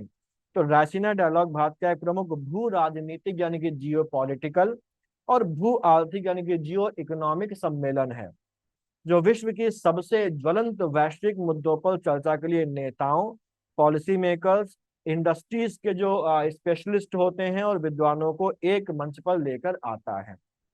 हर साल नई दिल्ली में इसको आयोजित किया जाता है। जो 10वां रायसीना डायलॉग है इसका आयोजन 17 से 19 मार्च 2025 के बीच नई दिल्ली में ही हुआ था। इसके मुख्य अतिथि कौन थे? न्यूजीलैंड के प्रधानमंत्री क्रिस्टोफर लक्सन इसके मुख्य अतिथि थे, और यानी कि चीफ गेस्ट थे। उन्होंने यहाँ पर उद्घाटन सत्र को संबोधित किया। ये इंपॉर्टेंट है। यहाँ पर 125 देशों के 3,500 से ज्यादा प्रतिभागियों ने यहाँ पर पार्टिसिपेट किया है। थीम ध्यान रखनी है, रायसीना डायलॉग की थीम थी काल चक्र, जन, शांति और ग्रह। इतना ही, इससे ज्यादा नहीं पढ़ना इसमें, ये यहाँ की थीम थी। 2016 से ये डायलॉग शुरू किया गया था और इसका नाम नई दिल्ली में रायसीना हिल्स के नाम पर रखा गया है। मैंने भी कुछ देर पहले आपको बताया था। आयोजन कौन करता है? ऑब्जर्वर रिसर्च फाउंडेशन के सहयोग से विदेश मंत्रालय हर साल इसका आयोजन करता है। ऑब्जर्वर रिसर्च फाउंडेशन का नाम ध्यान रखना है, उसके सहयोग से विदेश मंत्रालय के द्वारा, मिनिस्ट्री ऑफ एक्सटर्नल अफेयर्स के द्वारा इसका आयोजन किया जाता है। यहाँ पर जो इम्पोर्टेंट, यहाँ पर जो निष्कर्ष हैं इस रायसीना डायलॉग के, उसको अगर देखें तो व्यापार और अर्थव्यवस्था का टैरिफ प्रतिबंधों और वित्तीय नियंत्रण के माध्यम से हथियारीकरण करने पर चिंता व्यक्त की गई। हम जानते हैं जब से ट्रंप सरकार अमेरिका में आई है तब से वो टैरिफ वार जो है वो शुरू हो गया है, रेसिप्रोकल टैरिफ और ना क्या क्या टैरिफ इम्पोज करने की बात यहाँ पर की जा रही है। तो ये उसी के बारे में चिंता व्यक्त की गई है यहाँ पर। साथ ही साथ हिंद प्रशांत क्षेत्र यानी कि इंडो पैसिफिक जो रीजन है उसमें चीन की जो आक्रामक नीतियां हैं, इसके विरुद्ध क्वाड रक्षा नेताओं ने चिंता व्यक्त करी है। जो क्वाड है इनमें कौन कौन से देश शामिल हैं मुझे बताइए यहाँ पर। ठीक। इसके अलावा यहाँ पर एक इंपॉर्टेंट चीज और है, फिलीपींस ने ये कहा है कि जो साउथ चाइना सी है यहाँ पर चीन की गतिविधियों का जवाब देने के लिए भारत जो है वो एक स्क्वाड, क्वाड तो है ही, स्क्वाड गठबंधन यहाँ पर उसमें शामिल हो। स्क्वाड गठबंधन में अभी कौन कौन है, अमेरिका, जापान, ऑस्ट्रेलिया और फिलीपींस, और भारत को भी शामिल करने की बात यहाँ पर फिलीपींस ने कही है कि भारत यहाँ पर शामिल हो जाए। तो ये रायसीना डायलॉग से संबंधित इंपॉर्टेंट इंपॉर्टेंट बातें नहीं, जितना बताया बस उतना ही आपको ध्यान रखना है इसमें। अगला है, इंदौर में भारत का पहला PPP green waste processing plant. PPP मतलब पब्लिक प्राइवेट पार्टनरशिप वाला।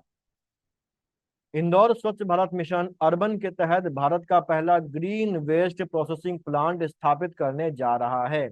तो भारत का पहला पब्लिक प्राइवेट पार्टनरशिप में ग्रीन वेस्ट प्रोसेसिंग प्लांट कहां पर होगा, इंदौर में होगा, इसको ध्यान रखना है। और इसको पब्लिक प्राइवेट पार्टनरशिप मॉडल के तहत विकसित किया जाएगा। सरकार का भी है और प्राइवेट लोग भी इसमें शामिल होंगे, प्राइवेट कंपनीज इंडस्ट्रीज भी इसमें शामिल होंगी।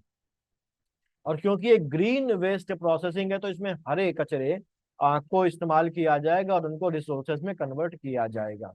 ये जो प्रोजेक्ट है ये हरे कचरे को मूल्यवान संसाधनों में बदलने, प्रदूषण कम करने और जो इकोनॉमिक स्टेबिलिटी है उसको बढ़ावा देने के ऑब्जेक्टिव से शुरू करी गई है। ये प्लांट इंदौर नगर निगम के लिए रेवेन्यू भी जनरेट करेगा और कोयले के एक अल्टरनेटिव के रूप में लकड़ी के पेलेट्स को प्रोड्यूस करेगा ग्रीन वेस्ट से। ये जो लगाया जाएगा ये कहाँ लगाया जाएगा, बिचौली हब से इंदौर में स्थापित किया जाएगा। तो ये नाम आपको ध्यान रखना है, कहाँ पर, बिचौली हब से इंदौर में किया जाएगा। और इसमें जो पार्टिसिपेशन है, प्राइवेट पार्टनरशिप है, वो कौन कर रहा है, एस्ट्रोनॉमिकल इंडस्ट्रीज प्राइवेट लिमिटेड इसमें जो है वो निजी भागीदार के रूप में शामिल हो रही है सरकार के साथ। इंदौर में रोज 30 टन जो है ग्रीन वेस्ट होता है, पेड़ों से पत्तियां गिर रही हैं, इस तरीके के जो ग्रीन वेस्ट हैं वो हैं।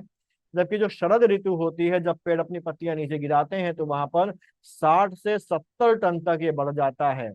और इंदौर जो म्युनिसिपल कारपोरेशन है उसको 1 टन लकड़ी और शाखाओं के लिए 3,000 रुपए की जो रॉयल्टी है वो दी जाएगी। 3,000 रुपए की रॉयल्टी जो है वो यहाँ पर दी जाएगी। इस प्लांट पे जो ग्रीन कचरा है वो इकट्ठा करके इंदौर म्युनिसिपल कारपोरेशन जो है वो सप्लाई करेगा, बदले में उसको ये मिलेगा। ये जो प्लांट होगा ये लकड़ी के कचरे को लकड़ी के पैलेट में बदल देगा, लकड़ी के टुकड़ों में बदल देगा, जो कोयले का एक पर्यावरण अनुकूल विकल्प है। और जो इंस्टीट्यूट्स होंगे, जैसे कोई निजी विद्यालय है, स्कूल है, कोई ऑफिस है, कोई इमारत है, वहां पर भी हरा कचरा गिर रहा है तो वो भी अपने हरे कचरे को सीधे यहाँ पर भेज सकते हैं। तो प्रमुख संस्थान निश्चित शुल्क संरचना के तहत सीधे प्लांट को हरे कचरा जो है वो भेजेंगे। बड़े पेड़ों की शाखाएं को city forest green waste processing plant में भेजा जाएगा। 3 से 4 महीने तक सुखाया जाएगा, इससे उनकी नमी की मात्रा 90% तक घट जाएगी। ये सारी चीजें, लेकिन सबसे इम्पोर्टेंट है कौन सा जिला है और उसमें कहाँ पर है, ये ध्यान रखना है। तो बिचौली हबसी और ये जो पार्टनरशिप जो की जा रही है एस्ट्रोनॉमिकल इंडस्ट्रीज प्राइवेट लिमिटेड के साथ, ये जरूरी है ध्यान रखना, बाकी चाहे तो आप ओमिट भी कर दें। ठीक है। अगला है, एशिया का पहला वर्टिकल लिफ्ट रेलवे समुद्री पुल का उद्घाटन किया गया। वर्टिकल लिफ्ट रेलवे समुद्री पुल का मतलब क्या होता है। अब जैसे मान लीजिए कि ये एक समुद्र है और यहाँ पर एक पुल बनाया गया है, तो अभी तक हम लोगों ने देखा है कि भाई यहाँ से रास्ता भी है तो जहाज वगैरह भी गुजरेंगे, तो जनरली तो ये पुल हमारे पास ऐसा रहता है।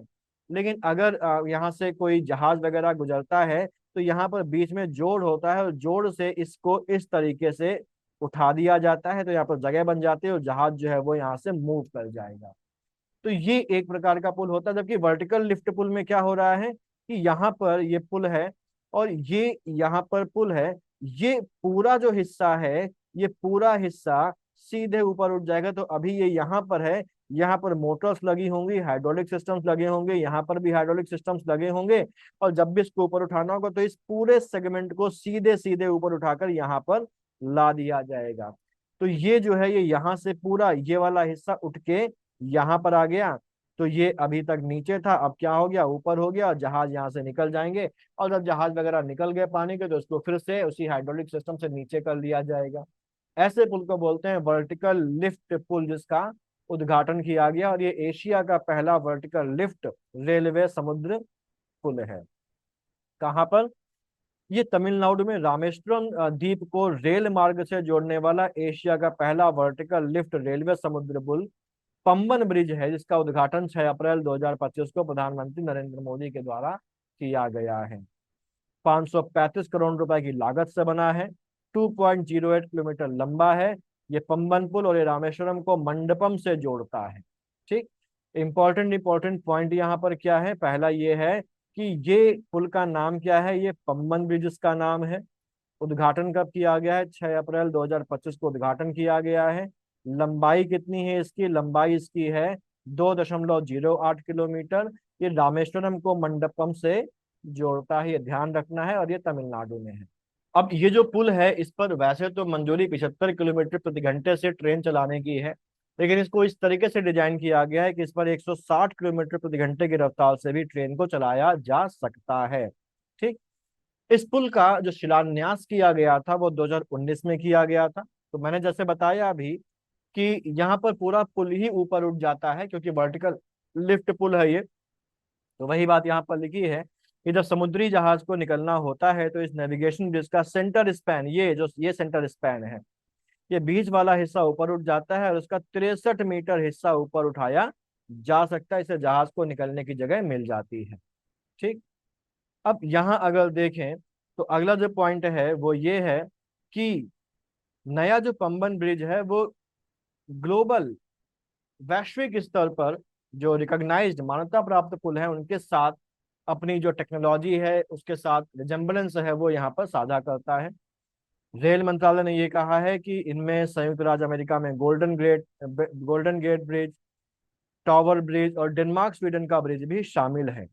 ये जो पुल नया बना है, इसने 100 साल पुराने 1914 में बने हुए पुराने पंबन ब्रिज का स्थान लिया है। और ये माना जा रहा है कि जो नया पुल बना है, इसकी लाइफ भी कम से कम 100 साल तो रहेगी ही रहेगी। ठीक। अगला पॉइंट है कि इंदौर और उदयपुर को वेटलैंड सिटी की मान्यता दे दी गई है। जनवरी 2025 में इंदौर और उदयपुर को रामसर कन्वेंशन के तहत आर्द्रभूमि शहर यानी कि वेटलैंड सिटी का दर्जा दिया गया है। और इस रूप में मान्यता प्राप्त करने वाले वो पहले दो भारतीय शहर जो हैं वो बन गए हैं। इंदौर और उदयपुर को वेटलैंड सिटी की जो मान्यता देने के लिए जो नॉमिनेट किया गया था, वो पर्यावरण, वन और जलवायु परिवर्तन मंत्रालय के द्वारा नॉमिनेट किया गया था। ध्यान रखना है कौन से दो शहर हैं रामसर कन्वेंशन के तहत जिनको वेटलैंड सिटी का दर्जा दिया गया है। ठीक। इंदौर और उदयपुर है। अच्छा, वेटलैंड सिटी नेटवर्क जो है ये उन शहरों को रिकॉग्नाइज करती है, इन शहरों को मान्यता देती है जो अपने प्राकृतिक और मानव निर्मित वेटलैंड्स के संरक्षण को प्राथमिकता देते हैं, जो प्रायोरिटी देते हैं उनके कंजर्वेशन को। इनके कंजर्वेशन को, वेटलैंड के कंजर्वेशन को, वो चाहे नेचुरल वेटलैंड्स हो चाहे वो मैन मेड वेटलैंड्स हो। ठीक। यहाँ अगर देखें तो वेटलैंड सिटी मान्यता पर सलाहकार समिति ने इंदौर और उदयपुर सहित पूरी दुनिया के 31 नए शहरों को मान्यता प्रदान करी गई है।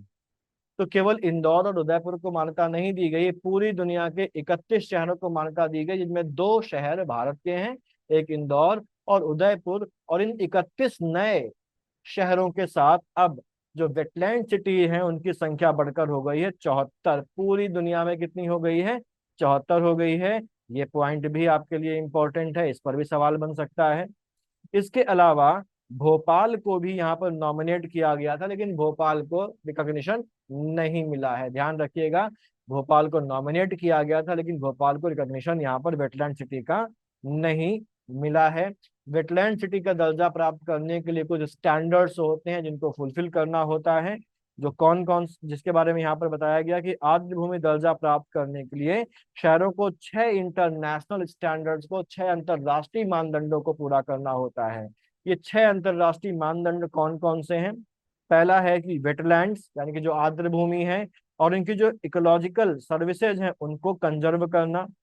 जो स्थानीय जनसंख्या है उसके लिए स्थायी सामाजिक आर्थिक लाभ सुनिश्चित करना, जैसे कुल 6 स्टैंडर्ड्स यहाँ पर होते हैं जिनको फुलफिल करना होता है। यहाँ पर अगर देखा जाए तो इस समय दुनिया में सबसे ज्यादा वेटलैंड सिटी कहाँ पर है, तो दुनिया में सबसे ज्यादा वेटलैंड सिटी चाइना में है जिसकी संख्या है 22। तो पूरी दुनिया में 74 है और चाइना में कितने हैं, उन 74 में से 22 हैं चाइना में। जबकि फ्रांस दूसरे स्थान पर है जहां पर 9 है, और भारत में अब तक नहीं थी, अब हो गई हैं 2, इंदौर और उदयपुर। ठीक, ये जो वेटलैंड यहाँ पर मान्यता है, सर्टिफिकेशन है, ये 6 वर्षों के लिए मान्य होता है। 6 वर्षों तक इनके पास ये सर्टिफिकेशन रहेगा। अगला हमारे पास एक रैंकिंग है 15 QS world university ranking. QS हमारे पास वो संस्था है जो इस रैंकिंग को जारी करती है, उसका फुल फॉर्म है क्वैकरली साइमंड्स। ठीक, तो क्वैकरली साइमंड्स के द्वारा यहाँ पर QS world universities subject ranking 2025 जारी की गई है। तो यहाँ पर यूनिवर्सिटीज को सब्जेक्ट के अकॉर्डिंग रैंकिंग दी गई कि कौन सा सब्जेक्ट में कौन सी यूनिवर्सिटी बेहतर है। तो QS world university subject ranking 2025 जारी करी गई है, और इस विषयवार यानी कि सब्जेक्ट वाइज रैंकिंग में भारत के 9 यूनिवर्सिटीज और इंस्टीट्यूशंस ने दुनिया के टॉप 50 में अपनी जगह बनाई है। तो भारत के कितने यूनिवर्सिटीज ने टॉप 50 में जगह बनाई है? भारत के 9 यूनिवर्सिटीज और इंस्टीट्यूट ने यहाँ पर जगह बनाई है। इनमें धनबाद का जो इंडियन माइनिंग इंस्टीट्यूट है, भारतीय खनन विश्वविद्यालय है, उसने 20वां स्थान प्राप्त कर किया है, देश में प्रथम स्थान पर है।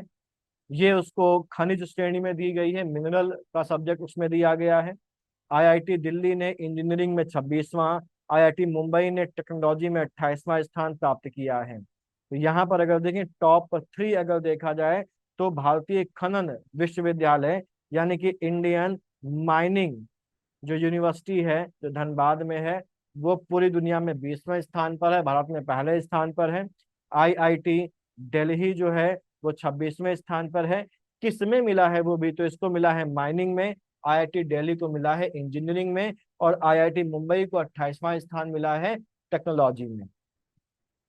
इनके अलावा अगर देखा जाए तो आईआईटी मद्रास, आईआईएम अहमदाबाद और बेंगलुरु और जेएनयू जो है वो भी टॉप 50 की लिस्ट में शामिल हैं।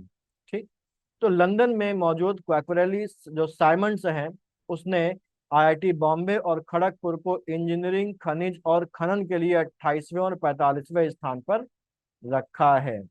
इंजीनियरिंग और प्रौद्योगिकी के लिए संयुक्त रूप से 45वें स्थान पर रहने वाले आईआईटी दिल्ली और आईआईटी बॉम्बे इस साल 26वें और 28वें स्थान पर है, यानी कि सुधार हुआ है। पिछले साल ये 45वें स्थान पर थे और इस साल ये 26वें और 28वें स्थान पर आ गए हैं। इसके अलावा आईआईएम अहमदाबाद और आईआईएम बेंगलुरु की बात अगर करें तो बिजनेस और मैनेजमेंट स्टडीज के लिए ये टॉप 50 में आए हैं। आईआईएम अहमदाबाद की रैंकिंग घट गई है, 22 थी 22 से 27 हो गई है। आईआईएम बेंगलुरु की रैंकिंग भी 32 से गिरकर 40 हो गई है। आईआईटी मद्रास जो है वो पेट्रोलियम इंजीनियरिंग में और जेएनयू जो है वो डेवलपमेंट स्टडीज में टॉप 50 में अपना स्थान बनाने में सफल रहे हैं। तो यहाँ पर कौन सी इंस्टीट्यूट कौन सी यूनिवर्सिटी किस स्थान पर है और उसको किस विषय पर यहाँ पर रैंकिंग मिली है वो भी हमें ध्यान रखना है। ठीक, आगे देखें यहाँ पर कला और मानविकी यानी कि आर्ट एंड ह्यूमैनिटीज के जो कैटेगरी है उसमें देश के कुल 10 यूनिवर्सिटीज ने इस सूची में जगह बनाई है, जिसमें दिल्ली यूनिवर्सिटी, जेएनयू और Indian institute of Bombay 200 rank सूची के अंतर्गत अपना स्थान सुरक्षित बनाए हुए हैं, 200 के अंदर हैं। जीवन विज्ञान और चिकित्सा श्रेणी में भारत से 6 विश्वविद्यालयों को रैंकिंग में शामिल किया गया है, जिसमें एम्स जो दिल्ली है वो 226वीं पोजीशन पर है। ठीक, नए संस्थानों की संख्या के मामले में जो रैंकिंग में शामिल है उसमें भारत जो है वो चीन, अमेरिका, यूके और कोरिया के बाद 5वें स्थान पर है, ये ध्यान हमको रखना है। 533वीं रैंक तक की अगर लिस्टिंग देखें तो भारत के 79 यूनिवर्सिटी ये टॉप 533 में शामिल हैं, जो पिछले साल से 25.7% ज्यादा है। ठीक, ये जो क्वार्टरली साइमंड्स के द्वारा जो रैंकिंग जारी करी गई है 55 सब्जेक्ट्स के लिए जारी करी गई है। और 5 इंडिकेटर्स पर ये बेस्ड है। जो 5 इंडिकेटर्स कौन कौन से? एकेडमिक रेपुटेशन, यानी कि उसकी जो एकेडमिक प्रतिष्ठा है उस यूनिवर्सिटी या इंस्टीट्यूट की, वो क्या है। एम्प्लॉयर रेपुटेशन क्या है। रिसर्च रिटेशन प्रति पेपर क्या है, यानी कि रिसर्च में उसका क्या परफॉर्मेंस है।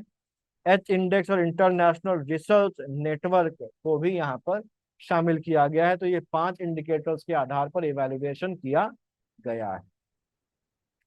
अगला है सोनप्रयाग से केदारनाथ और गोविंद घाट से हेमकुंड साहिब तक रोपवे को मंजूरी दे दी गई है। पर्वतमाला नाम की एक स्कीम जो है वो सरकार के द्वारा शुरू करी गई है, जिसके अंतर्गत जो रोपवे हैं, हिंडोले बोलते हैं उनको हिंदी में, वो यहाँ पर स्थापित किए जाएंगे। 1250 बिलियन जो है रुपए की ये योजना है। 15 बिलियन अगर देखें तो यूएस डॉलर्स में हो जाता है हमारे पास। पब्लिक प्राइवेट पार्टनरशिप में पर्वतमाला योजना शुरू करी गई है।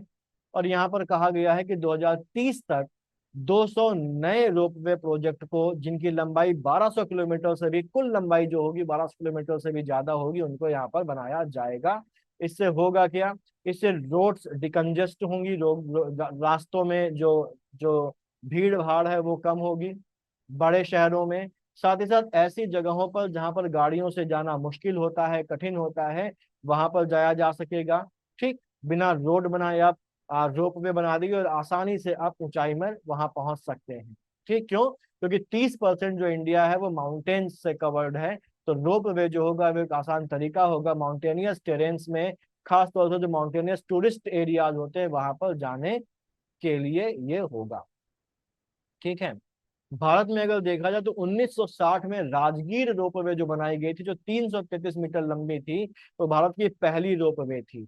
ठीक, राजगीर रोपवे 1960 में बनाई गई थी, भारत की पहली रोपवे थी, 333 मीटर लंबी थी वो। खैर, यहाँ पर ये कहा जा रहा है कि सोनप्रयाग से केदारनाथ और गोविंद घाट से हेमकुंड साहिब तक की रोपवे परियोजना को मंजूरी दे दी गई है। और ये पर्वतमाला परियोजना के अंतर्गत जो रोपवे विकास कार्यक्रम है उसके तहत सोनप्रयाग से केदारनाथ तक 12.9 किलोमीटर लंबा रोपवे और गोविंद घाट से हेमकुंड साहिब तक 12.4 किलोमीटर लंबे रोपवे के निर्माण को मंजूरी दी गई है। लंबाई ध्यान रखनी है कि कौन सा कितने किलोमीटर लंबा है। तो सोनप्रयाग से केदारनाथ वाला जो है, ये 12.9 किलोमीटर लंबा है। और जो दूसरा है गोविंद घाट से हेमकुंड साहिब तक का, वो 12.4 किलोमीटर लंबा है। ये लंबाई हमको ध्यान रखनी है। जब रोपवे हो जाएगा तो किसी भी मौसम में हमको ये चिंता करने की जरूरत नहीं है कि लैंडस्लाइड हो गया सड़क बंद हो गई, बर्फ पड़ गई सड़क बंद हो गई, बारिश हो गई सड़क बंद हो गई, हिमस्खलन हो गया सड़क बंद हो गई। चिंता करने की जरूरत ही नहीं है। रोपवे के द्वारा आसानी से हम कहीं पर भी जा सकते हैं। तो इस परियोजना से हर मौसम में अंतिम मील कनेक्टिविटी जो है वो प्रदान की जा सकेगी, जिससे यात्रा का समय काफी कम होगा। रोड तो घूम फिर के जाती है, इससे डायरेक्टली पहुंचा दिया जाएगा और पर्यटन एवं रोजगार को भी बढ़ावा मिलेगा। सोनप्रयाग से केदारनाथ परियोजना की जो अनुमानित लागत है वो 4081.28 करोड़ रुपए है।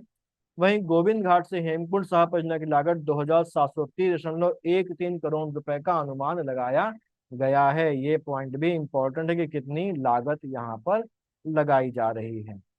इसको जो है वो डिजाइन बिल्ड फाइनेंस ऑपरेट और ट्रांसफर मॉडल के तहत पीपीपी मॉडल में विकसित किया जाएगा। तो डीबीएफओटी मॉडल या डिजाइन बिल्ट फाइनेंस ऑपरेट और ट्रांसफर मॉडल बेसिकली क्या होता है कि प्राइवेट सेक्टर के द्वारा इसको डिजाइन करवाया जाएगा, वही इसको बनाएगा, वही पैसा लगाएगा, वही इसको ऑपरेट करेगा। और एक निश्चित समय तक ऑपरेट करने के बाद जब वो अपने इन्वेस्टमेंट को और अपने प्रॉफिट को वहां से वसूल लेगा तो उसको वो ट्रांसफर कर देगा। किसको? सरकार को ट्रांसफर कर देगा। ये होता है design built finance operate and transfer, जो मॉडल होता है वो ये होता है। ठीक है। अब यहां पर अगर देखें तो सोनप्रयाग केदारनाथ जो रोपवे जो प्रोजेक्ट है, इसमें जो टेक्नोलॉजी यूज की जाएगी वो try cable detachable gondola system इस्तेमाल किया जाएगा, जो एक एडवांस्ड रोपवे टेक्नोलॉजी है। और इसमें हर घंटे हर डायरेक्शन से 1800 यात्रियों को लाया ले जा सकेगा। यानी कि एक तरफ से 1800 हर घंटे और दूसरी तरफ से भी 1800 यात्री हर घंटे आ जा सकेंगे। और रोज 18,000 यात्री जो है इससे यात्रा कर सकेंगे।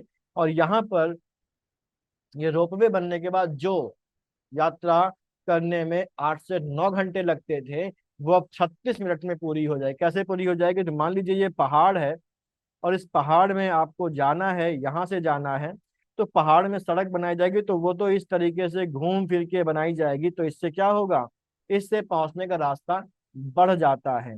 लेकिन अगर यहाँ से यहाँ तक रोपवे बना दी गई, तो यहाँ से सीधे, यहाँ से एक रस्सी खींची गई, रोपवे बनाई गई, केबल डाली गई, गोंडोला लगाया गया, और गोंडोला को मोटर के द्वारा खींचकर यहाँ और यहाँ से यहाँ पहुंचा दिया जाएगा, जिससे कि ये एक लंबा रास्ता जो है ये नहीं करना पड़ेगा रोड के द्वारा, और आसानी से डायरेक्टली ऊपर नीचे किया जा सकेगा, जिससे कि जो समय है वो कई गुना हो जाएगा कम। 8 से 9 घंटे का जो समय लगता था वो घट के 36 मिनट के आसपास आने का अंदाजा यहाँ पर लगाया जा रहा है।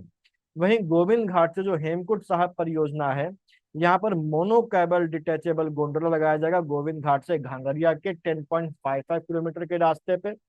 और फिर घांगरिया से हेमकुंड साहब तक ट्राई कैबल डिटेचेबल गोंडोला लगाया जाएगा, जहां पर 11,000 यात्रियों को रोज ले जाया जा सकेगा।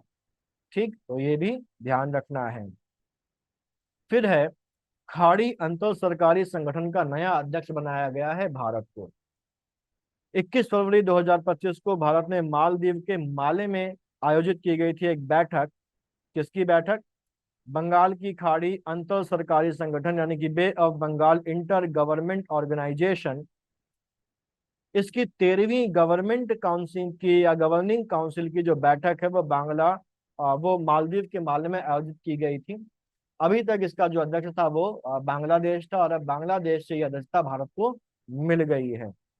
ठीक है, यहाँ पर अगर देखा जाए तो वर्तमान में जो बे ऑफ बंगाल जो प्रोग्राम इंटर गवर्नमेंट ऑर्गेनाइजेशन है, इसमें बांग्लादेश, भारत, मालदीव और श्रीलंका जो है इसके परमानेंट मेंबर्स हैं। साथ ही साथ इंडोनेशिया, मलेशिया, म्यांमार और थाईलैंड इसके एसोसिएट मेंबर्स के रूप में इसमें शामिल है। तो ये ध्यान रखना है कि परमानेंट मेंबर कौन है bay of Bengal programme inter government organisation के। बांग्लादेश है, आ, भारत है, इसके अलावा मालदीव और श्रीलंका इसके परमानेंट मेंबर्स हैं। इंडोनेशिया, मलेशिया, म्यांमार, थाईलैंड इसके सहयोगी सदस्य के रूप में इसमें शामिल हैं। ये जो BOBP IGO यानी कि bay of Bengal programme inter governmental organisation जो है, इसका मुख्य उद्देश्य जो है बंगाल की खाड़ी क्षेत्र में छोटे जो मत्स्य पालन कर्मी हैं उनके जीवन स्तर में सुधार करना, उन्हें रोजगार, नौकाओं में अधिक अवसर प्रदान करना, साथ ही साथ इनको आर्थिक रूप से मजबूत बनाना इसका ऑब्जेक्टिव है। इसका जो मुख्यालय है वो चेन्नई में है, तमिलनाडु में। ठीक, कहाँ पर है? चेन्नई में है, तमिलनाडु में। और देखिए ये कौन से जो कवर करता है, नाम में ही है बे ऑफ बंगाल, तो बंगाल की खाड़ी से सटे जो देश हैं वो देश यहाँ पर इसमें वो करते हैं, पार्टिसिपेट करते हैं, इसके मेंबर्स हैं। फिर है, भारत की 6 धरोहरें जो है यूनेस्को की अस्थायी सूची में शामिल हुई हैं। अस्थायी सूची में शामिल हुई है, ध्यान रखिएगा, टेम्पररी लिस्ट में शामिल हुई। कितनी धरोहरें? 6 धरोहरें शामिल हुई हैं। और ये बेसिकली टेंटेटिव सूची होती है, और इसमें रहने के बाद अगर लगता है तो इनको परमानेंट जो हेरिटेज लिस्ट है उसमें भी शामिल किया जा सकता है। यूनेस्को ने भारत की 6 प्रमुख ऐतिहासिक धरोहरों को अपनी टेंटेटिव सूची में शामिल करने की घोषणा की है, जिससे कि भारत में कुल स्थलों की संख्या हो गई है 62। यानी कि भारत में 62 ऐसी साइट्स हैं जो यूनेस्को की हेरिटेज की टेंटेटिव लिस्ट में शामिल हैं। और टेंटेटिव लिस्ट में शामिल है तो इनकी परमानेंट हेरिटेज लिस्ट में जाने की संभावनाएं ज्यादा है। तो जो 6 नए साइट्स यहाँ पर टेंटेटिव लिस्ट में शामिल की गई हैं वो कौन कौन सी हैं? मध्य प्रदेश में स्थित सम्राट अशोक के जो इंस्क्रिप्शन हैं, शिलालेख हैं, 64 योगिनी मंदिर, गुप्तकालीन मंदिर, बुंदेला शासकों के जो किले और महल हैं वो, छत्तीसगढ़ की जो कंगोर घाटी राष्ट्रीय उद्यान है, और तेलंगाना का मुदुबल मेगालिथिक जो मेनहिर है वो यहाँ पर शामिल हैं। तो कौन कौन से हो गए? तो यहाँ पर अगर देखा जाए तो पहला तो हो गया ये सम्राट अशोक के शिलालेख जो मध्य प्रदेश में है। दूसरा है हमारा 64 योगिनी जो टेम्पल है, गुप्तकालीन मंदिर, बुंदेला शासकों के किले और महल, छत्तीसगढ़ की कंगोर घाटी नेशनल पार्क और तेलंगाना का मुदुमल मेगालिथिक मेनहिर इसमें शामिल है। ठीक, यहाँ अगर देखें तो ये जो छत्तीसगढ़ का कंगोर घाटी राष्ट्रीय उद्यान है, इसके बारे में हमको ये ध्यान रखना है कि ये छत्तीसगढ़ के बस्तर जिले में मौजूद है। इतना इसमें ध्यान रखना है। इस उद्यान में 150 फीट ऊंचा तीरथगढ़ जलप्रपात मौजूद है जो कंगोर नदी से निकलता है, ये इंपॉर्टेंट है। मुदमल मेगालिथिक मिनहिल तेलंगाना में मौजूद है जो आर्कियोलॉजिकली बहुत ज्यादा इंपॉर्टेंट है। हमारे देश में मेगालिथिक कल्चर भी था। और मेगालिथिक साइट्स बेसिकली वो साइट्स होती हैं जहां पर बड़े बड़े पत्थरों को रख दिया जाता है, खासतौर से कब्रों के आसपास जो है वहां पर इनको रखा जाता है। बरियल साइट्स बेसिकली होती थी, वहां पर इनको रखा जाता था, और इस कल्चर को हम मेगालिथिक कल्चर के नाम से जानते हैं। तो ऐसी एक साइट को यहाँ पर किया जाता है, और ये माना जा रहा है कि यहाँ पर तेलंगाना में ये जो है ये संभवतः या तो दफनाने के लिए, जैसे मैंने कहा बरियल साइट, तो जो आर्कियोलॉजिस्ट है वो बरियल साइट की तरफ ज्यादा उनका झुकाव है कि ये बरियल साइट रही होंगी। लेकिन एक जो ग्रुप है आर्कियोलॉजिस्ट का वो ये भी कहता है कि बरियल साइट हो सकता है रही हो, लेकिन इनको खगोलीय अध्ययन के इस्तेमाल के लिए भी प्रयोग किया जाता था। ठीक है, बाकी ये उतना हमारा इंपॉर्टेंट नहीं, आगे चलते हैं। नीचे है हमारा वर्तमान में भारत में 43 स्थल जो है यूनेस्को की वर्ल्ड हेरिटेज साइट में शामिल हैं। इन 43 स्थलों में जो 35 हैं वो कल्चरल साइट्स के रूप में शामिल हैं, 7 नेचुरल साइट्स के रूप में शामिल हैं, और एक मिश्रित स्थल में शामिल है। मिश्रित स्थल में कौन है? कंचनजंगा है। जो 7 प्राकृतिक स्थल हैं ये कौन कौन से हैं, कमेंट में बता देंगे तो अच्छी बात होगी, बाकी आपको इसको पता ही होगा। देश की पहली नदी डॉल्फिन गणना रिपोर्ट 2025, डॉल्फिन की गणना रिपोर्ट यहाँ पर की गई है, और 3 मार्च 2025 को नरेंद्र मोदी जो हमारे प्रधानमंत्री हैं, गुजरात के गिर नेशनल पार्क में नेशनल जो वन्य जीव बोर्ड है, वाइल्ड लाइफ बोर्ड है, उसकी 7वीं बैठक की अध्यक्षता करते हुए पहली नदी डॉल्फिन गणना की जो रिपोर्ट है उसको जारी किया। और वहीं पर उन्होंने एक बात और कही थी कि गिर में जो शेर हैं, एशियाई शेर हैं, उनकी गणना भी करी जाए। तो वो भी गणना करी गई, लेकिन उसकी रिपोर्ट जो है वो बाद में आई है, आगे देखने को हमको मिलेगी। हालांकि डॉल्फिन गणना रिपोर्ट उन्होंने जारी कर दी थी वहां पर, और यहाँ पर ये बताया गया कि भारत में जो डॉल्फिनों की संख्या है वो कितनी है, 6,327 डॉल्फिन है, जिसमें 6,324 जो है वो गंगा नदी डॉल्फिन है, और 3 जो है वो सिंधु नदी डॉल्फिन है। ये जो अध्ययन है ये 8 राज्यों की 28 नदियों में किया गया है, जिसमें 3,150 दिनों में 8,500 किलोमीटर की दूरी को गणना में शामिल किया गया है। ये पूरा पॉइंट इंपॉर्टेंट है। यहाँ पर अगर देखें तो सबसे ज्यादा जो डॉल्फिन है वो कहाँ पर मिली, उत्तर प्रदेश में 2,397 डॉल्फिन हमको देखने को मिली है। उसके बाद बिहार में 2,220, पश्चिम बंगाल में 815, असम में 635, झारखंड में 162, राजस्थान मध्य प्रदेश में 95, और पंजाब में 3 डॉल्फिन हमको देखने को मिली हैं। यहाँ पर ये कहा जा रहा है कि गंगा की जो मुख्य धारा है इसमें औसतन 3,275 डॉल्फिन हैं, जबकि गंगा की सहायक नदियों में 2,414 डॉल्फिन हैं। ब्रह्मपुत्र की मुख्य धारा में 584, ब्रह्मपुत्र की जो सब्जी जो जो ट्रिब्यूटरीज हैं, सहायक नदियां, उनमें 51, और व्यास नदी में 4 डॉल्फिन जो है वो पाई गई है। ठीक है, इसी दौरान प्रधानमंत्री ने जूनागढ़ में राष्ट्रीय वन्य जीव रेफरल केंद्र की आधारशिला भी रखी है, जहां पर वन्य जीव यानी कि जो वाइल्ड एनिमल्स होंगे उनके स्वास्थ्य और बीमारी का मैनेजमेंट किया जाएगा। साथ ही साथ 2025 में एशियाई शेरों की 16वीं जनगणना शुरू करने की घोषणा भी करी है, जो हो चुकी है, उसका रिजल्ट हम लोग अभी आगे देखेंगे। ठीक, उन्होंने ये भी कहा है कि बरदा जो वन्यजीव अभयारण्य है वहां पर प्राकृतिक रूप से एशियाई शेरों की आबादी जो है वो बढ़ रही है। इसके लिए वहां पर उनके लिए जो भोजन है वो उपलब्ध रहे, वहां का पर्यावरण सुधार सुधार हुआ उसमें, इसके लिए भी प्रयास करने के लिए उन्होंने कहा है। ठीक, इसके अलावा जो वाइल्ड लाइफ और ह्यूमन जो कन्फ्लिक्ट है, जंगलों के कटने की वजह से जंगली जानवर और इंसानों का आमना सामना बढ़ गया है, जिसको उनका कन्फ्लिक्ट बोलते हैं, उसको कंट्रोल करने के लिए कहा गया है कि कोयम्बटूर में सलीम अली नहीं सालिम अली है, भारत के पक्षी विज्ञानी थे, उनके नाम पर इसका नाम रखा गया है। Salim Ali centre for ornithology and natural history में एक एक्सीलेंस सेंटर स्थापित किया जाएगा, ऐसा उन्होंने यहाँ पर घोषणा करी है। ठीक, इसके अलावा प्रधानमंत्री ने गांधी सागर अभयारण्य जो कि मध्य प्रदेश में है, बन्नी घास के मैदान जो कि गुजरात में है, वहां पर चीतों को बचाने की घोषणा की योजना की घोषणा भी करी है। और प्रोजेक्ट घड़ियाल के नाम से घड़ियालों के संरक्षण के प्रयासों को बढ़ाने का निर्णय भी किया है और बाघों के संरक्षण के लिए एक नई योजना शुरू करने की घोषणा भी उन्होंने की है। इसके अलावा ग्रेट इंडियन बस्टर्ड, जो गोदावण भी कहा जाता है, उसके संरक्षण के लिए एक राष्ट्रीय कार्य योजना की घोषणा भी यहाँ पर करी गई है। जो ग्रेट इंडियन बस्टर्ड है, गुजरात राजस्थान में इनको बड़ा खतरा है। क्यों बड़ा खतरा है? क्योंकि वहां पर जो विंड टर्बाइंस लगाई गई हैं, प्लस वहां पर जो सोलर पैनल्स लगाए गए हैं, बड़े बड़े सोलर प्लांट्स वहां पर लगाए गए हैं, वो इनके रास्ते में आते हैं और इनको वहां पर, इससे इनकी जो जनसंख्या है, इनकी जो आबादी, वो लगातार घटती चली जा रही है, जिसका बड़ा विरोध भी हो रहा है। और इन इलाकों में जो विंड टर्बाइंस लगाई जा रही हैं, ठीक, और इन सबको लगाने की पर रोक लगाने की बात वहां पर की जा रही थी, मांग की जा रही थी, जो पर्यावरण संस्थाएं हैं उनके द्वारा की जा रही थी। हालांकि वो नहीं हुआ, लेकिन यहाँ पर इनके लिए संरक्षण योजना के लिए कार्य योजना की बात यहाँ पर की जा रही है। अगला है हमारे पास गुजरात का पहला जैव विविधता विरासत स्थल, यानी कि बायोडायवर्सिटी हेरिटेज साइट, यहाँ पर गुजरात में पहली बनाई गई है। और ये कहाँ पर है? 30 जनवरी 2025 को गुजरात जैव विविधता बोर्ड ने कच्छ जिले के लखपत तालुका के गुनोरी गांव में अंतर्देशीय मैंग्रोव गुनेरी स्थल को आधिकारिक रूप से गुजरात का पहला बायोडायवर्सिटी हेरिटेज साइट, यानी कि जैव विविधता विरासत स्थल जो है वो घोषित किया है। कहाँ पर? जिला कौन सा है? कच्छ जिला है। तालुका कौन सा है? लखपत तालुका है। गांव कौन सा है?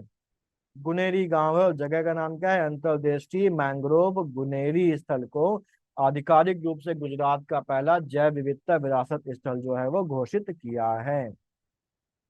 ठीक है। 32.78 हेक्टेयर क्षेत्र में फैला हुआ ये जो है, ये राज्य का पहला जैव विविधता विरासत स्थल है। इसके बारे में कहा जा रहा है कि ये कच्छ की पारिस्थितिक पहचान को मजबूत करेगा और साथ साथ जो बायोडायवर्सिटी कंजर्वेशन, उसमें महत्वपूर्ण योगदान जो है वो ये देता है। ये जो मैंग्रोव वन है, ये एक स्पेशल, विशेष प्रकार का पारिस्थितिकी तंत्र है। जनरली क्या है? जनरली जो भी मैंग्रोव साइट्स होती हैं वो समुद्र के तट के पास पाई जाती हैं, जहां पर समुद्र का जो खारा पानी होता है वो टाइड के रूप में दिन में कम से कम एक बार तो आता ही आता है। लेकिन ये जो साइट है, ये इस बात की वजह से खास है कि ये समुद्र के तट पर नहीं है, बल्कि ये समुद्र से 45 किलोमीटर दूर है और कोरी क्रीक से 4 किलोमीटर दूर है, जहां पर समुद्र का टाइडल वाटर आ ही नहीं पाता है। ना ही यहाँ पर कोई कीचड़ है और ना ही दलदली भूमि है। उसके बावजूद यहाँ पर मैंग्रोव जो है वो डेवलप हो गए, इसीलिए ये एक इम्पॉर्टेंट मैंग्रोव साइट है। ये ध्यान रखने वाली बात है, एग्जाम के लिए हमारे ये इम्पोर्टेंट भी है। तो इतना हम लोग अभी आज इसमें रखते हैं, बाकी हम लोग अगले वीडियो में कवर करेंगे और जल्दी ही इस घटनासार को हम लोग खत्म कर देंगे। जो अगली घटनासार आने वाली है उसको भी हम लोग उठा के उसको भी खत्म कर देंगे। तो अगर आप इतना भी कर लेते हैं तो आपका जो करंट है वो अच्छी तरीके से तैयार हो जाएगा।